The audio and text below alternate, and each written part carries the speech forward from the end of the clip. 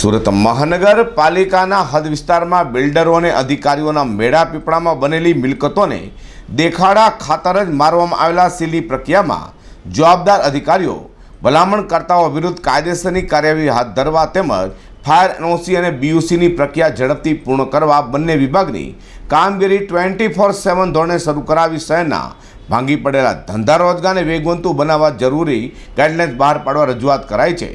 આમ આદમી પાર્ટીએ વધુ માહિતી આપી હતી.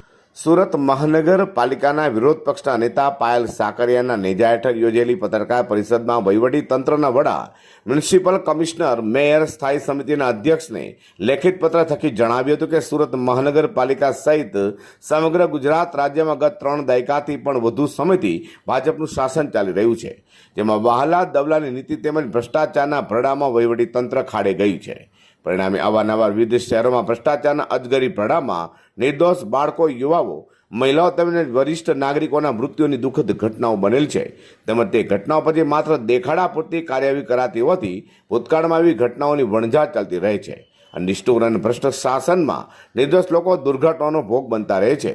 તે રાજકોટની ઘટના બાદ તંત્ર દ્વારા ફાયર સુવિધા અને બીયુસી એનઓસી લઈ અનેક જગ્યા સીલિંગની કામગીરી શરૂ કરાઈ છે, જેને લઈને અનેક ધંધા ઉદ્યોગને તેની સીધી અસર પડી રહી છે. જેથી સુરત મહાનગરપાલિકાનું તંત્ર આ મામલે તાત્કાલિક કાર્યવાહી પૂર્ણ કરી ગાઈડલાઇન્સ બહાર પાડી લોકોના ધંધા રોજગાર ફરી શરૂ કરાવાય તેવી માંગ કરવામાં આવી હતી. જી, આજે સુરત વિપક્ષ કચેરી ખાતે પ્રેસ વાર્તાનું આયોજન કરવામાં આવ્યું છે અને મારી સાથે મારા આમ આદમી પાર્ટીના તમામ નગરસેવકો સાથે આજે પ્રેસનું આયોજન કર્યું છે.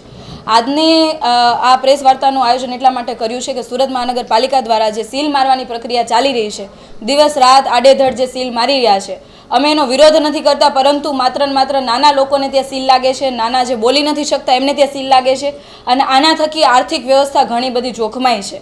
અમારી માન્યતા અને અમારી માંગણી એવી છે કે જ્યાં મોટી મોટી બિલ્ડિંગો છે, મોટી ઇન્ડસ્ટ્રીઓ છે, એમનો પણ સર્વે કરવામાં આવે.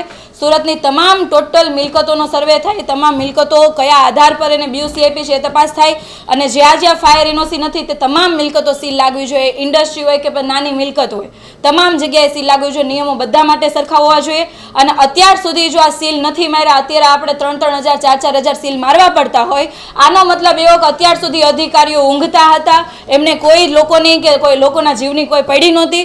પરંતુ જ્યારે રાજકોટની અંદર દુર્ઘટના બની ત્યારે તમામ અધિકારીઓ જાગતા થયા, તંત્ર જાગતું થયું અને તરત કામગીરી ચાલુ કરવામાં આવી. તો અમારી માનનીય કમિશનરશ્રીને, મ્યુનિસિપલ કમિશનરશ્રીને માંગણી છે કે અત્યાર સુધી જે બીયુસી આપવામાં આવી છે, ગેરકાયદેસર મિલકતો અત્યાર સુધી સ્થાયી હતી, લોકો હજારોની સંખ્યામાં ત્યાં કામ કરતા હતા, ફાયર એનઓસી નહોતી, તો એ માટે જે તે જવાબદાર અધિકારીઓ વિરુદ્ધમાં કાયદેસરની ખાતાકીય તપાસ બેસાડવામાં આવે.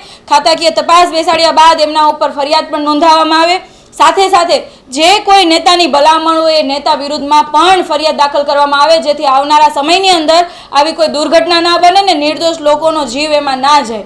સુરત મહાનગરપાલિકાના વિપક્ષી નેતા પાયલ સાકરેએ વધુમાં જણાવ્યું હતું કે પાલિકાના વર્ગ 1 અને 2ના અધિકારીઓના સંપત્તિની વિગતો સમયસર મેળવવી તેમજ તેને જાહેર કરવી તેમજ આવકના પ્રમાણમાં વધુ મિલકતો ધરાવનાર અધિકારીઓ સામે અપ્રમાણસર આવક અંગેના ખુલાસાઓ મેળવીને નિયમાનુસાર કાર્યવાહી હાથ ધરવી તેવી માંગ કરવામાં આવી હતી. Bureau report, G10 news.